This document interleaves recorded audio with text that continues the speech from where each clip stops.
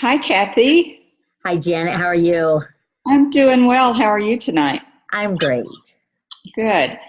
So I read your uh, fictional character counseling and thought it was really very interesting. Um, what was it like for you to write the assignment? It was tough. I won't lie. It was a tough assignment putting myself into that place of Lauren Clay. And the toughest part was writing the dialogue um, and trying to put myself into how she was feeling with her grief and her PTSD. Yeah. Mm-hmm. Um, so when you said that it was tough specifically about her feelings about the PTSD, can you talk about that a little bit more? She talks about how she didn't expect it was going to be as difficult coming back into civilian life and coming back to the States. And so she returned home unannounced. But her first week ended up being really difficult for her. Her family really didn't understand what she had been experiencing. Life didn't seem the same as when she left. And so I think that was the biggest part, was the difficulty she had coming back and transitioning between military life and the civilian life. So, from your paper, I noticed that you came from a military family. I did. Um, did have, can you talk about maybe how it was being a part of, did you think about that being part of the military family and how it related to Lauren Clay? I did. You know, when my dad was in the military, it was pretty calm. I mean, there wasn't a whole lot going on, and so I never experienced anyone leaving and having to come back, and so none of my friends ever had that experience. But what I do know is the military life is like a family in itself. Everybody on the base was expected to take care of each other. So military spouses, I mean, it was very much where you lived was a close neighborhood. The people in your office, they were very close. They did a lot of things together. And so the military spouses knew each other. And it was almost like the higher ups were expected to take care of those that were underneath ranking of them. Us children, we took care of each other. You know, if fathers were gone, we comforted each other. One memory I had was a friend of mine's father crashed in a helicopter crash during training. And just the way the neighborhood and everybody came together to support that family. And we all grieved together. So I could relate to her in a way coming back into the States and not having that connection that she was used to. You know, she was on a base in Iraq, and that was her family at that time. And so it's almost like they pick her up and put her into this strange world that she was no longer familiar with. So I could relate to her in that way. So really, even as a child, it sounded like you felt like you were responsible for, you carried a lot of responsibility for helping other people get. Oh, absolutely. Yeah. Did that come up for you, this feeling of responsibility for Lauren? For Lauren, yeah. I did. It really did. Both as, you know, I think that military background, but then also as a woman, just that expectation that we care for others. And so for me, it was, I have to put myself in a position where I can help Lauren through this. I need to be completely present for her, to understand her, to do active listening with her, so that I could really try to understand what she was going through. And if I don't succeed, then in helping her, if she doesn't get better, then it's my fault. I carry that responsibility. So yeah, that's kind of how I felt through this. That is a lot. It sounds like that is a huge responsibility. Yeah. How does that? How do you have compassion for yourself? How do you make sure that, as a counselor, that you can understand your own past and your theology of grief and care, but not feel completely responsible? I don't mean to I hope I didn't put words in your mouth there. No, not at all. I think for me, it's acknowledging those feelings, and which is also kind of what in my paper, I was trying to get through, was her acknowledging her feelings, that it's okay to feel the sadness, the anger, the anxiety, all of these feelings that go along with this. And so for me, I did have to take some time and grieve, like I had mentioned in here, my dad's death. And that's how I kind of was able to put myself into her place, was relating to her that way. And so this paper definitely brought up some of those feelings. And so acknowledging them, and saying that it's okay. It's okay to feel these things. I did lots of breathing. I took lots of breaks where I just kind of had to gain more composure to be able to finish. Can you share a little more about your dad and how that your relationship with him kind of played into this? My dad and I were really, really close, especially as I became an adult. Our relationship really did shift. And it was in my 30s, I think I was 32, when he was diagnosed with leukemia. And even through that time period, our relationship became even closer, just because I wasn't sure how much time I would have with him. And so when I lost him, lots of feelings came back to me, dealing with this paper. Just, I had left, he was stable. I had to come home and do some things. I'd been gone for about 3 weeks. And when I left, it was the very next day that I got a phone call saying he's failing. And I had to get down to Denver fast. And before I even made it, he was gone. And so that feeling, that hopeless feeling that I experienced, I could relate to Lauren, and just that, her friend had just died and there was absolutely nothing she could do. Absolutely nothing. And so I could imagine how hopeless she felt in that situation. Yeah. I think it would be easy to understand that feeling of hopelessness. Were you able to use anything from your own experience to help to guide Lauren Clay and her as you worked through that conversation, and how she might be able to move from hopelessness to, I think you called it redemption in your... Yeah. I think it goes back to acknowledging that grief,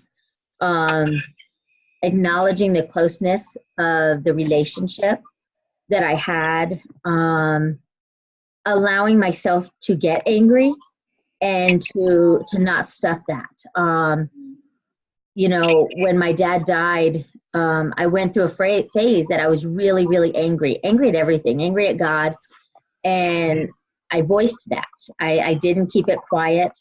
And so I think for me, that side of it, talking to Lauren and saying, it's okay to feel these things, express them, talk them out, do whatever you have to do to acknowledge what you're going through. Whether that's sadness, it's okay to cry. In my conversation, she says, well, I'd probably cry, but I would never stop. And it's like, well, what would happen, if you just allowed yourself to do that, allow yourself to cry. And so for me, going through that experience, that would be my biggest recommendation for her, is to feel. You know, don't go numb. Feel it, sit in it, and experience it. And that's the only way to get through it. Right. You talked about breathing, and are there other, and also you did some contemplative prayer. Okay. Can you talk a little bit about that about the spiritual practices that you use to help yourself with compassion and hope? Yeah. So it's really interesting because, I mean, you know, I laugh that, you know, breathing is such a natural thing, right? And so that's one of the things that I have really learned through all of these spiritual care classes is how much breathing can benefit you, especially in times of stress. And so for me, just real deep breathing, closing my eyes, focusing on how my body is, where tensions are while I am breathing, and where I feel that tension, focusing on that area and just trying to breathe and let, for each breath out, talk myself out of that tension. And so I find I do that a lot. With the contemplative prayer, this is one that I've just started practicing. And so sitting for 20 minutes and just counting my breaths, but only counting to 4, and then starting over. And so any thoughts that came to me, I would just kind of push them aside and just say, okay, I'll deal with you later. And just let all these thoughts just flood me. But then in the last 10 minutes after the 20, I go back and I address them and just say, okay, God, here's my concerns. Take these. And then I just sit in silence for about 10 minutes and just continue to breathe, but no counting. And I have found such a peace comes over me after I'm done with doing that. I never would have thought that breathing would do that for me, but it's really helped me out a lot when I find myself in a stressful situation. Yeah, I agree. Was there, I thought that as I read your paper, that you were very honest about coping skills and your embedded theologies. Is there anything else that you would like to kind of talk about or process through? Or you know, with my coping skills, and this is one I don't like to admit, is my avoidance. And so I had a hard time putting that on paper, but it's very true. When I'm in a really stressful situation, or if I'm failing at something, and because I don't like to fail, as a perfectionist, I want to succeed in it. And where if I feel like I'm not doing it right, I will tend to avoid it. And so it's something that I have to be very aware that I'm doing and push myself through it. yeah, So that was one that was interesting. And then, you know, I think we've talked about, you know, learning how to use the spiritual practices. right. Yeah. Well, I thought overall it was really very interesting situation, and something that I felt like was kind of uniquely suited to you because of your background as a military family. Are there, I guess the final thing I would want to maybe give you time to, if you want it, is related to the military and how either in a beneficial way or a detrimental way that allowed you to help Lauren?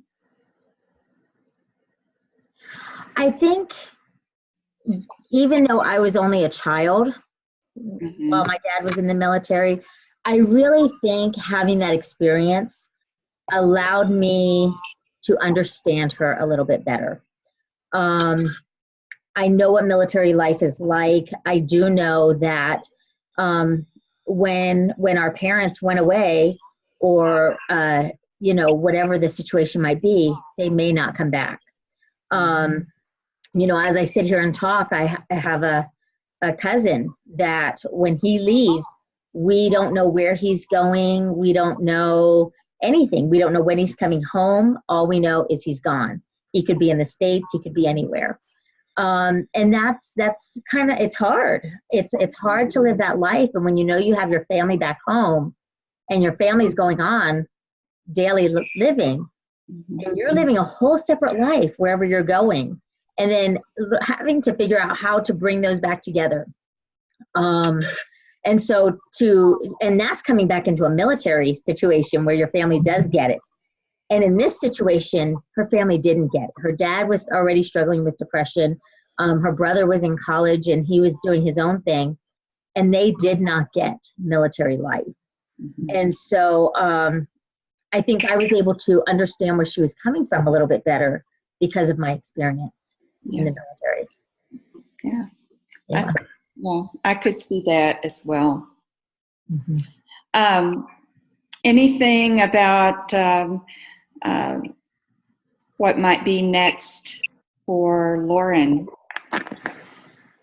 I think for her, the spiritual caregiving part of it would be really working with her and continuing to be almost her cheerleader, helping her find the hope through the spiritual practices and finding what gives her life again. Her biggest thing right now is she doesn't see another life. And, she had this wonderful life where she was going to receive a music scholarship, and she didn't take it because her house was going into foreclosure. Dad wasn't capable of doing it. Brother wasn't capable. So she saved the family by going in the Army. And so I think trying to help her stay grounded in all of these stressful moments that are going to be coming up for her. And because she's got so much that she's going to have to figure out. And she has all the other behavioral specialists that are going to help her through those other different areas. But my job is to keep encouraging her, keep pointing out those little moments of hope that she talks about, and helping her finding that grounding for herself. Anything else? I can't think of anything. All right. Yeah. Well, I really enjoyed it and thought that your experience brought a lot of compassion and empathy to her situation. So, yeah. Thank you, Janet. All right. Thank you. Bye-bye. Bye.